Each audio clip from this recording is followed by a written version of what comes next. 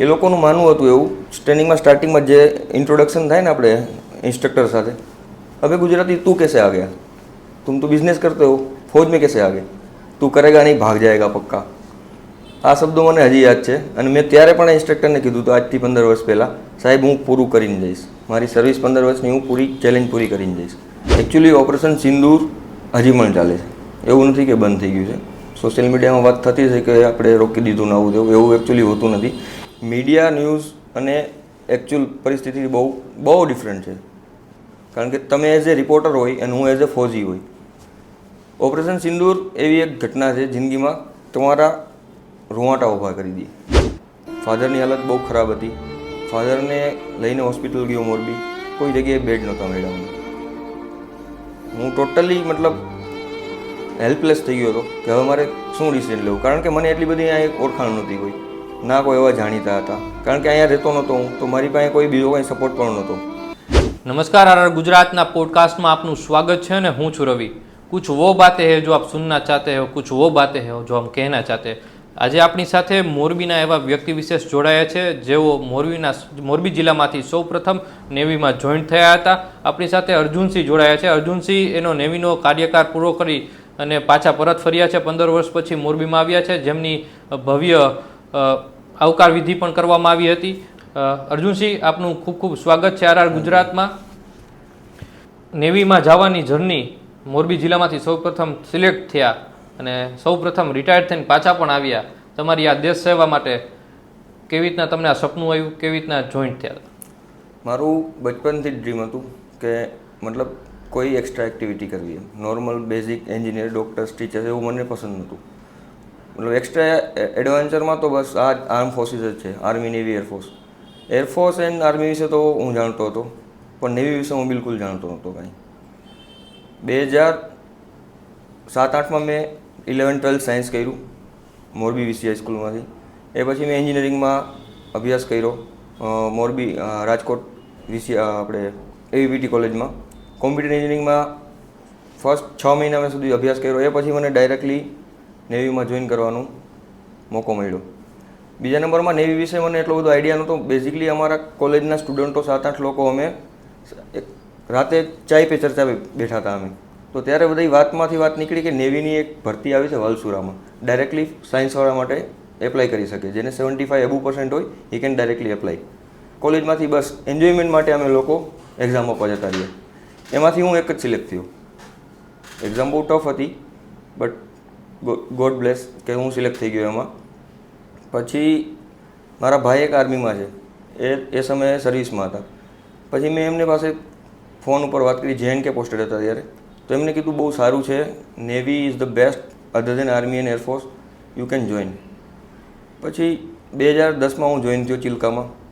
ચિલ્કા અમારી જે professional training હોય, પ્લસ બેઝિક ટ્રેનિંગ હોય, ફિઝિકલ ટ્રેનિંગ હોય। પરીક્ષા કેવી હોય? નેવીમાં જોઈન થવા માટેની પ્રોસિજર શું હતી?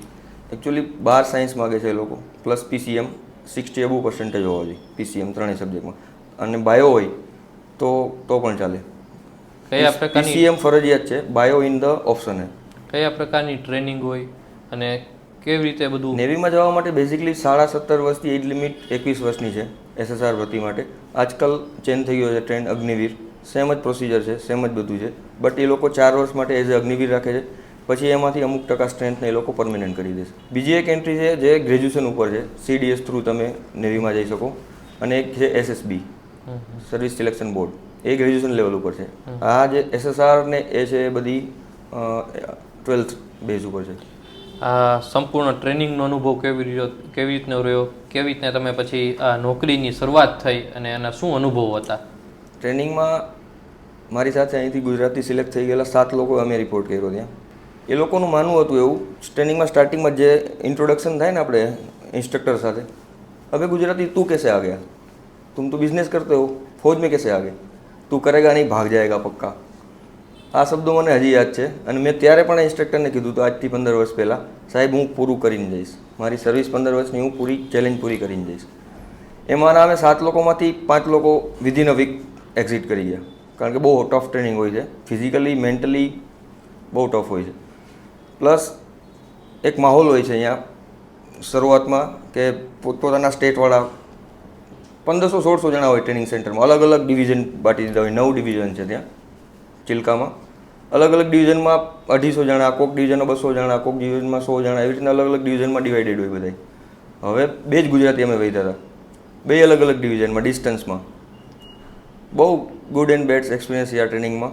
બહુ ભગાવે, દોડાવે, મતલબ ફિઝિકલી ને મેન્ટલી તમને ટફ બનાવે. એકચ્યુઅલી એ જરૂરી છે જે ફોજ માટે. બ્રાન્ચ અને પોસ્ટિંગ કેવી રીતના હતું, કઈ કઈ જગ્યાએ તમને પોસ્ટિંગ મળ્યું હતું, અને તમારા હાથ ઉપર જે બેચ છે પ્લેનનો, તો તમે તો નૌકાદળમાં છો, તો હાથ ઉપરનો બેચ શું દર્શાવે છે એના માટે શું કહેશો? આ જ નેવીની એક વિશેષતા છે. નેવી છે 3 ડાયમેન્શન ફોર્સ છે. એ હવામાં, પાણીની અંદર અને એરક્રાફ્ટ એરમાં 3 જગ્યાએ કામ કરે છે. એક આખું નેવલ એવિએશન કરીને યુનિટ છે, બહુ મોટું યુનિટ છે. નેવીનો 70% પાર્ટ શિપ છે, 30% part as a support Aviator છે. તો નેવીમાં ઘણા બધા ફાઇટર એરક્રાફ્ટ પણ છે, લાઇક હોક એન્ડ મિગ. ઘણા બધા એપ્રોચ મતલબ એમ્બ્યુલન્સ એરક્રાફ્ટ છે, ડોનિયર ટાઈપ. અને સર્ચિંગ એન્ડ રેસ્ક્યુ માટે થઈને ઘણા બધા એરક્રાફ્ટ છે. સી કિંગ છે, હાલ ચેતક છે, અત્યારે એડવાન્સ ALH આવી ગયું છે, એડવાન્સ લાઇટ હેલિકોપ્ટર. એટલે એક પાર્ટ છે નેવીનો, એક 30% પાર્ટ એવિએશન છે. તો નેવી દરિયા ઉપર, પાણીની અંદર અને હવામાં 3 જગ્યાએ ઓપરેશન કરતું હોય છે. તો તમે કયા વિભાગમાં હતા અને તમારી કામગીરી શું હતી, અને કેવી રીતે કઈ કઈ પ્રકારની કામગીરી કરવામાં આવતી હતી? બેઝિકલી અમારે ચિલ્કામાં જ્યારે 6 મહિનાની ફિઝિકલ ટ્રેનિંગ થાય ને, ત્યારે એ લોકો એક એક્ઝામ લે અહીંયાથી, you are fit for which branch. તો એક્ઝામમાં હું એવિએશનમાં ક્વોલિફાય થયો હતો. તો ત્યાંથી ડિસાઇડ થઈ ગયું કે હવે you will work in as a Aviator in your future 15 years. તો ત્યાંથી જ બધાને બ્રાન્ચ ડિવાઇડ થઈ જાય. કોઈને શિપ મળી ગઈ હોય તો શિપની બ્રાન્ચ મળી જાય, કોઈને ઇલેક્ટ્રિકલ મળી હોય તો ઇલેક્ટ્રિકલ મળી જાય. એવિએશનમાં 4 બ્રાન્ચ હોય બેઝિકલી. 4માં એક હોય છે air engineering, air weapon, air electrical અને એક એર રેડિયો. એમાં મને મળી હતી એર રેડિયો. મીન્સ કે જે શિપ એરક્રાફ્ટની કોમ્યુનિકેશન અને ઇલેક્ટ્રિકલ સિસ્ટમ હોય ને, એના એન્જિનિયર તરીકે કામગીરી મળી હતી. અને એ પછી મેં કોચીમાં નિયટ ખાતે, જે naval institute of aeronautical technology institute છે, અમારી બહુ બધી મોટી ઇન્સ્ટિટ્યૂટ છે ત્યાં અમને પ્રોફેશનલ ટ્રેનિંગ આપવામાં આવી રિલેટેડ ટુ એરક્રાફ્ટ. કે હવે તમે જે એરક્રાફ્ટમાં કામ કરવાનો છો એ સિસ્ટમ વિશે તમારે જાણવું તો પડશે. તો એ ટ્રેનિંગ મેં અહીંયા પૂરી કરી કોચીમાં 6 મહિના. પછી તમે આમાં 4 પ્રકારની અલગ અલગ ટ્રેનિંગની વાત કરી. અત્યારના યંગસ્ટરો વેપન પ્રત્યે બહુ જ આમ એટ્રેક્ટિવ હોય, તો એ વેપન ટ્રેનિંગ શું હોય છે? વેપન ટ્રેનિંગમાં કયા પ્રકારના વેપનો હોય છે, કેવી રીતના ટ્રેનિંગ આપવામાં આવતી હોય છે? Weapon training basically fighter aircraft હોય છે ને, જે ફાઇટર એરક્રાફ્ટ, એમાં ઘણા બધા લોટ્સ લાગતા હોય. એક તો એરક્રાફ્ટનું મેન હોય, સાઈડમાં જે વિંગ્સ હોય ને, વિંગ્સમાં બોમ્બ લાગે, લોન્ચર લાગે, રોકેટ પોડ લાગે, અને મિડલ ઓફ ધ સેન્ટર એરક્રાફ્ટમાં ગન પોડ હોય તો ગન પણ લાગે. તો અલગ અલગ એરક્રાફ્ટમાં અલગ અલગ વેપન સિસ્ટમ હોય છે. જેમ કે હું પ્રોફેશનલ ટ્રેનિંગમાં હોકમાંથી ક્વોલિફાઈડ થયો, તો મારું એરક્રાફ્ટ હોક મળી ગયું મને. એની પહેલાં કિરણ હતું, બટ કિરણ ડીકમિશન આઈ થિંક 2013. એ પછી મેં ડાયરેક્ટલી હોક કન્વર્ઝેશન કોર્સ કર્યો એરફોર્સ સ્ટેશન બીદર ખાતે. પછી હોકમાં ક્વોલિફાય થયા પછી મારું ફર્સ્ટ પોસ્ટિંગ વિશાખાપટ્ટનમ થયું, INS 551, જે મારું ફેન્ટમ ફેમિલી કહી શકાય. 75% of my part I have serve for the only phantom as a 551 fighter squadron. તો આ ફેન્ટમ ફેમિલીમાં તમે કયા કયા પ્રકારના કામો કર્યા અને ત્યાં શું વિશેષતાઓ હતી? યસ, બેઝિકલી આ એરક્રાફ્ટ છે ને, એ ફાઇટર એરક્રાફ્ટને જે ફાઇટર પાયલટ હોય છે ને, એના ટ્રેનિંગ માટેનો પર્પઝ છે. ફાઇટર કમ ટ્રેનર છે આ. તો તમારે કેમ પહેલાં બાઇક્સ ચલાવવી હોય તો પહેલાં સાયકલ શીખવી પડે, જસ્ટ લાઇક ફર્સ્ટ સ્ટેપ છે આ બેલેન્સિંગ. તો દરેક પાયલટને પહેલાં બેઝિક ટ્રેનિંગ આવી રીતે આપવામાં આવે છે. હોક પછી ક્વોલિફાઈડ થઈ જાય, હોકમાં પછી મિગમાં, પછી રાફેલમાં આજકાલ કન્વર્ઝન થતા હોય કન્ટિન્યુ. તો બેઝિક પહેલું પગથિયું છે એ હોક છે. એમાં A to Z આધુનિક સિસ્ટમ છે. યુકેનું એરક્રાફ્ટ છે, made in UK. Right now એ બધાનું મતલબ જે ફેસિલિટીઝ એની સર્વિસિંગની આ તે છે HL ખાતે થાય, બેંગ્લોર. HL જે હિન્દુસ્તાન એરોનોટિક લિમિટ છે એની ખાતર થાય. અને સૌથી પ્રથમ કોઈ પણ પાયલટ ક્વોલિફાઈડ થઈને આવે એઝ એ ફ્લાઇંગ બ્રાન્ચમાંથી, તો હોકમાં સૌથી પ્રથમ રિપોર્ટ કરવો પડે એને. અને હોકમાં એ બેઝિકલી ફ્લાઇંગ પ્લસ જે આમ્યુનિશન સિસ્ટમ લાગે એમાં, વેપન સિસ્ટમ, તો એને ટ્રેનિંગ દરમિયાન બધું શીખવાડવામાં આવે. અહીંયા ઇન્સ્ટ્રક્ટર હોય, QFI હોય, ક્વોલિફાઈંગ ફ્લાઇટ ઇન્સ્ટ્રક્ટર. તમે હમણાં રિટાયર્ડ થઈને આવ્યા ત્યાર પહેલાં જ એક ભારતમાં આતંકી હુમલાની બહુ મોટી ઘટના બની, જેમાં ઓપરેશન સિંદૂર ચલાવવામાં આવ્યું. આ ઓપરેશન સિંદૂરમાં કયા કયા પ્લેનોનો ઉપયોગ થયો હતો, એમાં તમારો શું રોલ હતો અને નેવીએ કેવી રીતના એમાં કામ કર્યું હતું? એકચ્યુઅલી ઓપરેશન સિંદૂર હજી પણ ચાલે છે, એવું નથી કે બંધ થઈ ગયું છે. સોશિયલ મીડિયામાં વાત થતી છે કે આપણે રોકી દીધું ને આવું તેવું, એવું એકચ્યુઅલી હોતું નથી. મીડિયા ન્યૂઝ અને એકચ્યુઅલ પરિસ્થિતિ બહુ ડિફરન્ટ છે. કારણ કે તમે એઝ એ રિપોર્ટર હોય અને હું એઝ એ ફૌજી હોય. ઓપરેશન સિંદૂર એવી એક ઘટના છે જિંદગીમાં તમારા રૂવાટા ઊભા કરી દે.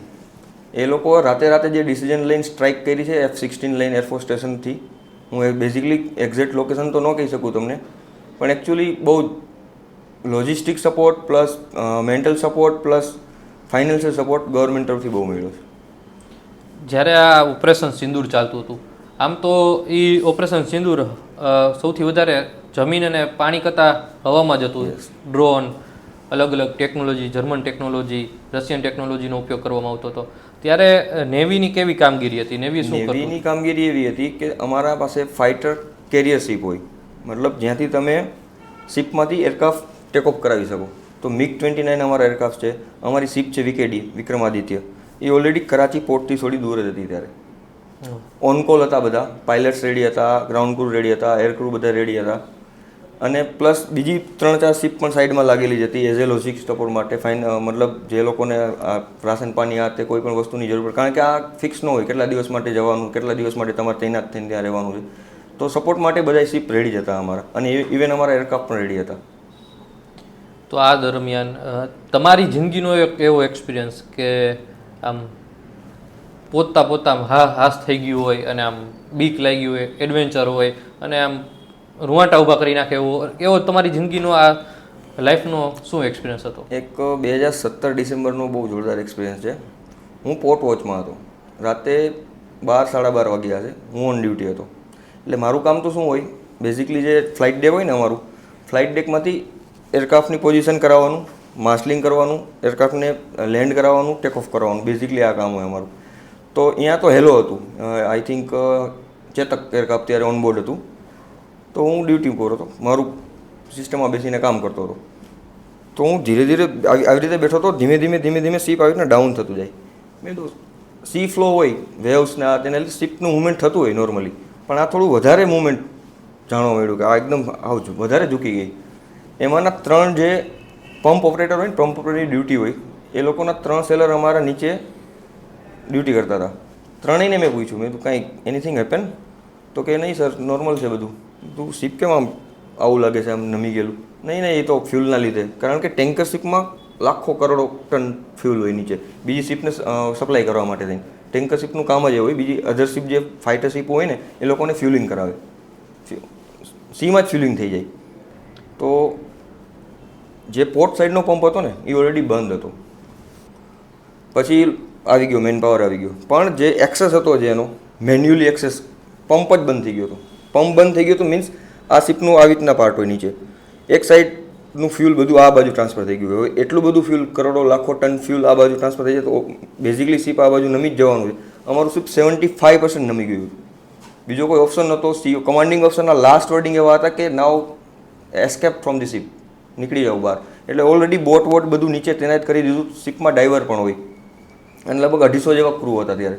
બધા રેડી ટુ જમ્પ જ હતા. 3 લોકોએ કન્ટિન્યુ મેન્યુઅલી પંપ ઓપરેટ કરીને, જે ઓટોમેટિક પંપ ચાલતો હતો એ ઓલરેડી બંધ થઈ ગયો હતો. મેન્યુઅલી એ લોકોએ પંપ ઓપરેટ કરીને શિપનું ફ્યુલ ટ્રાન્સફર આ બાજુ કરાયું. આખી શિપ્સ કંપની પણ એ બાજુ વેઇટ થાય એના માટે થઈને વેઇટ માટે ઊભી રહી ગઈ, અને વિધિન હાફ એન અવર 1 અવરમાં કમ્પ્લીટ થઈ ગયું. એટલે આખા મોટા શિપને ડૂબતા તમે લોકોએ બચાવ્યું. ત્યારે એવું થયું હતું કે આમ બસ આજ ખતમ હોય આપણે. ત્યારે એ મુવમેન્ટ કેવી હતી કે બધા શિપના બધા જ મેમ્બરો બહાર નીકળી ગયા હતા કે 3 લોકો જ અંદર હતા કે કોઈ કૂદા નતા? ઓન કોલ હતા. જ્યાં સુધી શિપનો સીઓ કમાન્ડિંગ અફસર એમનું કહે ને કે કૂદી જાવ ત્યાં સુધી કોઈ કૂદે નહીં. બસ ઓન કોલ જ હતા. બસ we are ready to jump. કેટલા એક શિપની અંદર જવાનો કામ કરતા હોય છે? કયા કયા કેડરના લોકો હોય છે અને કેવી રીતે કામ કરતા હોય છે? એમ શિપ બેઝિકલી ફાઇટર શિપ હોય છે અમારા, કોઈ ક્રૂઝ ટાઈપ શિપ હોતા નથી. સ્પેસિંગ બહુ ઓછી હોય. માણસને રહેવાની જગ્યાએ આર્મામેન્ટ્સ બહુ હોય, આર્મામેન્ટ્સની સ્પેસ વધારે હોય. કન્જેસ્ટેડ પ્લેસ હોય એકદમ, જસ્ટ લાઈક તમે ટ્રેનના ડબ્બા જોયા હશે એમાં કેમ સીટ એટલા જ તમે સૂઈ શકો આરામથી, ત્યાં ઊભા પણ ન થઈ શકો, આમ બેસી પણ ન શકો, એનાથી પણ ઓછું કન્જેસ્ટેડ હોય. અને શિપની બ્રાન્ચની વાત કરીએ તો બધાના અલગ અલગ કામ હોય છે. જેવી રીતે શિપમાં પણ એન્જિન હોય તો એન્જિનિયર હોય એમાં, પછી ગનર હોય, ગનરી ડિપાર્ટમેન્ટ હોય, પછી રાઇટર ડિપાર્ટમેન્ટ પણ હોય, મેડિકલ ડિપાર્ટમેન્ટ પણ હોય. ઈચ એન્ડ એવરી ફેસિલિટી તમને શિપમાં મળી જાય. ઇવન તમે સ્પોર્ટ માટે હેલોડેક ઉપર સ્પોર્ટ પણ રમી શકો, વોકિંગ એક્સરસાઇઝ બધું કરી શકો. શીપ ઉપર ડિપેન્ડ હોય કેવા કેવા શીપ છે. એફ કેડરના શીપ હોય, કે કેડરના શીપ હોય, અલગ અલગ કેડર વાઇઝ શીપ હોય કે જે લોકોનું કામ બેઝિકલી સરફેસ, શીપનું કામ સરફેસ હોય. સબમરીન છે અમારી પાસે, એ લોકો અંડર વોટર કામ કરે. આજકાલ ન્યુક્લિયર સબમરીન ઓલરેડી બનવા જઈ રહી છે, મેડ ઇન ઇન્ડિયા. એનું કામ હાલ વિશાખાપટ્ટનમ ખાતે ચાલુ છે. આ તમામ દરમિયાન તમે જે વાત કરી તમારા જીવનના અનુભવો જે પિક્ચરમાં જોતા હોય, બધા ફૌજીઓ સાથે મળીને ગીત ગાતા હોય, રમત રમતા હોય, એ એક્સપિરિયન્સ કેવો હોય અને એવું તમે કેવા અનુભવો કર્યા છે એના વિશે શું કહેશો? એના વિશે તો મારી પાસે લાઈફ ટાઈમ મેમરી છે. એટલા બધા ફ્રેન્ડ્સ છે મારી પાસે અત્યારે નેવીના, અલગ અલગ સ્ટેટના. ઇવન હું બહાર પણ રોમ કર્યો છું, તો અહીંયા પણ ઘણા બધા મિત્રો બન્યા છે. અને ફૌજમાં હવે એક ફેમિલી હોય, જે રીતના તમારી ઘરે તમારું ફેમિલી હોય, અહીંયા ફ્રેન્ડ સર્કલ હોય, અહીંયા અમારું કોઈ નથી હોતું ને. અમે જ આપસમાં જે કામ કરીએ છીએ જ અમારું ફેમિલી. તો એટલી બધા બોન્ડિંગ બની જાય, કારણ કે હરેક ગુડ એન્ડ બેડ ટાઈમમાં અમે સાથે હોય. કોઈ ફેમિલીમાં જેવી રીતે મારી સાથે એક ઘટના બની હતી, તો મને સાંભળવાવાળા મારા ઘણા બધા ફ્રેન્ડ્સ મને બહુ સપોર્ટ આપ્યો હતો એ સમયે. કોરોના ટાઈમમાં 2021માં I lose my father and mother both. તો એ સમયે હું મુંબઈ પોસ્ટેડ હતો અને રજા ઉપર અહીંયા આવ્યો હતો. ફાધરની હાલત બહુ ખરાબ હતી. ફાધરને લઈને હોસ્પિટલ ગયો મોરબી, કોઈ જગ્યાએ બેડ નહોતા મળ્યા મને. હું ટોટલી મતલબ હેલ્પલેસ થઈ ગયો હતો કે હવે મારે શું ડિસિઝન લેવું, કારણ કે મને એટલી બધી અહીંયા ઓળખાણ નહોતી કોઈ, ના કોઈ એવા જાણીતા હતા, કારણ કે અહીંયા રહેતો નહોતો હું, તો મારી પાસે કોઈ બીજો કંઈ સપોર્ટ પણ નહોતો. એ સમયે હોસ્પિટલ મતલબ બહુ અઘરો હતો કેસ. પછી હું પપ્પાને જામનગર સિવિલ હોસ્પિટલમાં શિફ્ટ કર્યા. મેં વિધિન 2 ડેઝમાં એક્સપાયર થઈ ગયા.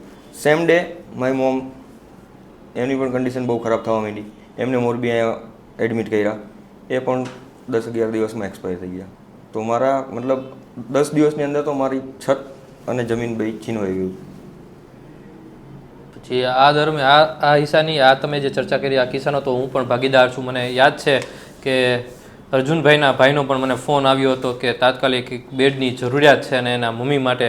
અને પછી અમે અલગ અલગ બધા અધિકારીઓને ફોન કર્યા અને આપણા ફોર્સના જવાન છે જેના મમ્મી પપ્પા અત્યારે બે કોરોનામાં ખૂબ જ ગંભીર પરિસ્થિતિમાં છે અને અમે તાત્કાલિકના ધોરણે અર્જુનભાઈના મમ્મી માટે અમે જગ્યા કરાવી હતી. આ ઘટના હજી પણ યાદ છે અને આ વાત કરતાં પણ મારા પણ રૂવાટા ઊભા થઈ જાય છે.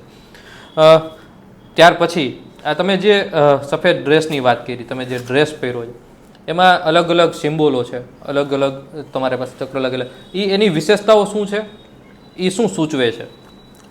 75 ઇન્ડિપેન્ડન્સ આપણે જે હમણાં ઉજવ્યું હતું લાસ્ટ 2023માં 22માં, તો એ સમયે આ બેચ મળ્યો હતો અમને બધાને. જે ઇન ધ સર્વિસ હોય એ લોકોને આ બેચ મળે. આ બેચને શું કહેવાય? અને 75 ઇન્ડિપેન્ડન્સ બેચ. એ પછી આ ગ્રીન છે, એ તમે કન્ટિન્યુ 9 યર્સ સર્વિસ કરી છે તો એના માટે એનો બેચ છે. સી સર્વિસ 9 યર્સ કન્ટિન્યુ, એના માટેનો બેચ છે. આ મારો છે Aviator, as a aviation completed 7 years, 7 વર્ષ પછી મળે. ઇસ રેન્ક છે પેટી ઓફિસર, જે નોર્મલ અમારી એન્ટ્રીઝમાં 10-11 વર્ષે મળે. તમે ઘણા બધા પ્લેનની વાત કરી. અત્યારના યંગસ્ટરો આમ પ્લેન નીકળતા હોય, કોઈ નાના બાળકો હોય ઉપરથી આમ ફાઇટર પ્લેન નીકળતું હોય તો લોકો આમ ઊભા રહીને જોવા મળતા હોય, એની અલગ નજરથી જોતા હોય. તો તમે કયા કયા પ્રકારના પ્લેન સાથે કામ કર્યું છે, કયા કયા પ્રકારના પ્લેનો હોય છે અને એની કામગીરીઓ શું હોય છે? બેઝિકલી નેવીમાં અત્યારે હાલ પહેલાં કિરણ એરક્રાફ્ટ હતું, આઈ થિંક તમે જોયું છે, એરોબેટિક શો કરતું. હાલ એરફોર્સમાં છે ઓલરેડી, નેવીમાંથી ડીકમિશન થયું છે. એ લોકો તમે પાછળ તિરંગાના ખબર ઓરેન્જ વ્હાઇટ કલર છોડતું હોય એને કહેવાય એરોબેટિક શો. તો એ અમારું ફર્સ્ટ મારું એરક્રાફ્ટ જ એ હતું કિરણ. પણ એ સમયે એક હૈદરાબાદમાં પ્લેન ક્રેશ થયું હતું 2010માં. વી લોસ્ટ અવર બોથ પાયલટ, બે pilot expire on the spot death થઈ ગયા હતા.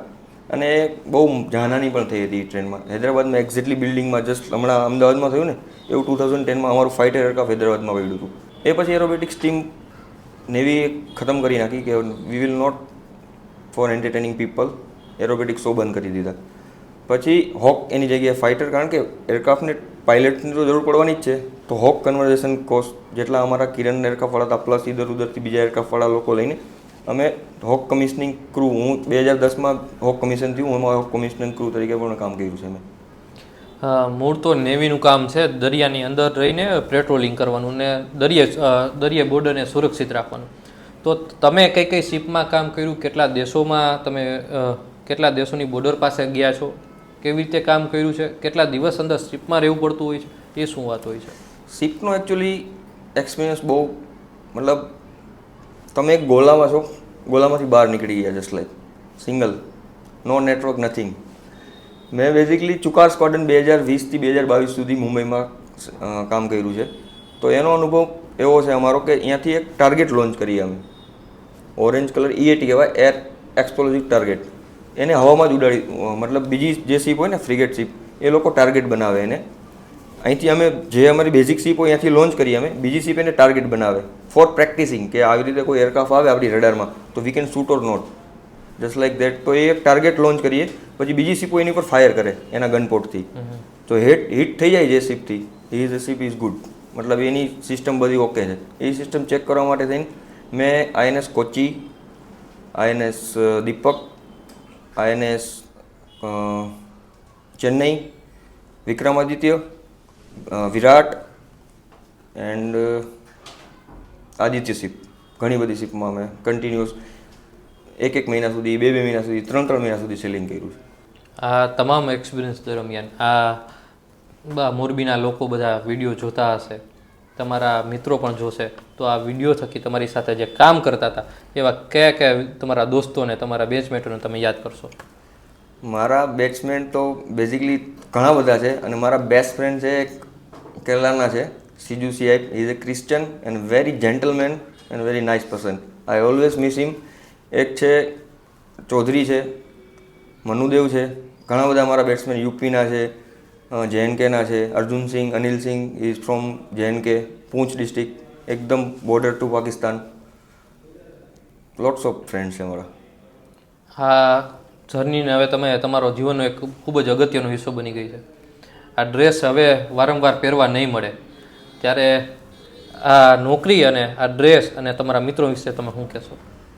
ખરેખર તો નાની ઉંમર છે અમારી, 15 વર્ષ, અને મારી ઉંમર 33. 17.5 વર્ષે જોઈન થઈ ગયા હતા અમે. અને આ 15 વર્ષમાં એટલો બધો મતલબ પ્રેમ, દેશભક્તિ, ખુદનો સેલ્ફ કોન્ફિડન્સ એટલો બધો ડેવલપ થયો છે, આઈ કાન્ટ બિલીવ. ફૌજમાં મતલબ એક ડર નામની ચીજ હોય ને, ડર, એ નીકળી જાય તમારામાંથી, દિલમાંથી ડર નીકળી જાય. એક્સપિરિયન્સમાં મારી સાથે, જર્નીમાં મારી સાથે ઘણા બધા ફ્રેન્ડ્સ હતા અમારા, અને એ લોકોને આજ લાસ્ટ અમે છેલ્લા 15 દિવસના રિટાયરમેન્ટના 15 દિવસ સુધી મતલબ આજ મળી કાલ નહીં મળીએ, આજ મળીએ કાલ નહીં મળીએ, આવી રીતે કરતાં કરતાં લાસ્ટ એવા દિવસો અમે પસાર કર્યા છે ને, બહુ એન્ટરટેન થયા છે, બહુ મજા કરી છે અમે લાસ્ટના 15 દિવસમાં. મતલબ છોડીને જવાનું મન નહોતું થતું હવે એકબીજાને, પછી પાછા ક્યારે મળશું, આવું બધું પ્લાનિંગ. હજી આજકાલ તો ચલો સોશિયલ મીડિયા આ તે છે તો ઇઝી એ બધાને, પણ અમે ડેફિનેટલી રિયુનિયન ટાઈપ પ્લાન કરશું ને પાછા બધાય મળશું. ચોક્કસથી. અને જે પ્રકારે તમે આ નોકરીની વાત કરી, અને ઘણા બધા લોકો તમને તમારા વિડીયો જોઈને ઇન્સ્પાયર થશે અને ઘણી બધી પ્રેરણાઓ લોકો લેશે, તો ફરી એકવાર આ નેવીમાં જોઈન્ટ થવું હોય તો શું ક્વોલિફિકેશન હોય, કેવી રીતે અભ્યાસ કરવાનો હોય, કેવી રીતે ફોર્મ ભરવાનું હોય, અને કેવી નોકરી હોય, એના વિશે એકવાર માહિતી. નેવીમાં આજકાલ જો એક તો અગ્નિવીર એન્ટ્રીઝ છે 12 સાયન્સ ઉપર, મેં તમને પહેલાં પણ કીધું કે PCM, physics, chemistry, math is most required and 60 above percentage. એક તો આ ચાન્સ છે. 17.5 થી 21 આની એજ લિમિટ છે, અને your height should be 157 centimeter. નેવીમાં સૌથી ઓછી હાઇટ માગે છે, because we have to work in just congested area, બહુ નાના નાના એવા એરિયામાં હોય જેમાં અમારે કામ કરવું પડે, એટલે હાઇટ ઓછી માગે એ લોકો. 157 જ હાઇટ રિક્વાયર્ડ છે. અગ્નિવીર એન્ટ્રીસ હો ગઈ. આના પછી એક છે NDA, જે 12 સાયન્સ પછી તમે તરત આપી શકો. અગર તમે 12માં કન્ટિન્યુ અત્યારે 12થમાં છો તો પણ આપી શકો, અને 12th કમ્પ્લીટ થયા પછી એની આઈ થિંક એજ લિમિટ 16.5 છે, 16.5 વર્ષ. પ્લસ ગ્રેજ્યુએશન ઉપર છે, SSB, CDS થ્રુ તમે જઈ શકો, કમ્બાઇન્ડ ડિફેન્સ સર્વિસ. ગ્રેજ્યુએશન ઉપર એન્જિનિયરિંગ બ્રાન્ચ ઉપર પણ છે, after engineer you can apply for SSB and all. Any age limit 25 years છે. તો આ જે સરકારી નોકરીનો પીરિયડ હતો તમારો, જે ટ્રેનિંગ પીરિયડ હતો, તમારી આ નેવીની ફોર્સની જર્ની હતી, આ દરમિયાન બધું જ પૂર્ણ કરીને તમે 15 વર્ષે પાછા ફર્યા છો. હવે એક સરકારી પરીક્ષાનો તમારી પાસે એક સરસ મજાનો ચાન્સ પણ મળશે. તો આગળના ભવિષ્ય માટે તમે શું વિચાર્યું છે? હવે શું કરશો તમે? એકચ્યુઅલી આ પ્લાનિંગ મેં 1 વર્ષ પહેલાં જ શરૂ કરી દીધું હતું, કારણ કે મને ખબર હતી 2025 જુલાઈમાં હું રિટાયર જવાનો છું. તો અમને એક ફોજ તરફથી 3-4-6 મહિનાનો કોર્સ આપે, જે તમે આઉટસાઇડ સિવિલમાં કરી શકો. Outside civil in the sense એ લોકોની યુનિવર્સિટી બાટેલી હોય અલગ અલગ જગ્યાએ, અલગ અલગ સ્ટેટ વાઇઝ. જેવી રીતના આપણા ગુજરાતમાં છે રાષ્ટ્રીય રક્ષા યુનિવર્સિટી દેગામ, લાવડ ગામ પાસે. બહુ મોટી યુનિવર્સિટી છે. આઈ થિંક ગુજરાત કરતાં પણ બહારના ફોરેનના સ્ટુડન્ટ અહીંયા વધારે સ્ટડી કરે છે. તો ત્યાં મને મોકો મળ્યો હતો 3 મહિના માટે, last year September to November. તો મેં ત્યાં ગાંધીનગર ક્લાસ જોઈન કર્યા હતા. બેઝિકલી મારું ડ્રીમ હવે વ્હાઇટ ટુ ખાખી છે, પોલીસમાં જવા માગું છું. અને ઓલરેડી મેં એક્ઝામ આપી છે એપ્રિલમાં PSIની. તમારે બધાની કૃપા હશે તો કદાચ વ્હાઇટ ટુ ખાખી કન્વર્ટ થઈ જશે. વિધિન 1 મંથ રિઝલ્ટ આવવાનું છે. ખૂબ ખૂબ અભિનંદન, તમને જલ્દી ખાખીની પણ નોકરી મળી જાય અને જેમ દેશ સેવા કરી છે એવી રીતના હવે પોલીસમાં રહીને લોકોની સેવા કરો એવી શુભેચ્છાઓ આપીએ છીએ RR ગુજરાત તરફથી. અને આવા જ વ્યક્તિ વિશેષોને આપણે મળતા રહીશું. RR ગુજરાતના પોડકાસ્ટમાં આપણી સાથે અર્જુનસિંહ જોડાયા હતા, એમનો આપણો ખૂબ ખૂબ આભાર માનીએ છીએ. ફરીથી મળીશું, ત્યાં સુધી જોતા રહો RR ગુજરાત. અમને આપશો રજા. આભાર.